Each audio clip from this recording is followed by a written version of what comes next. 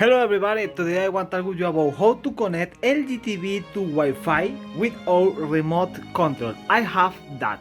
Okay, this is remote control app on my phone. Okay, can you see that example? If you want, look this button. Okay, volume.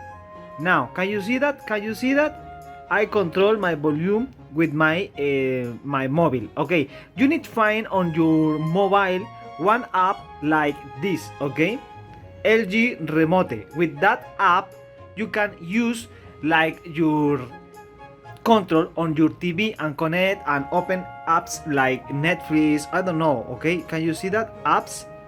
And here, let me put example Twitch. Okay, now he is launching Twitch. Okay, it's so easy and really fast.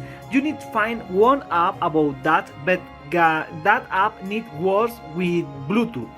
This app works with Wi-Fi.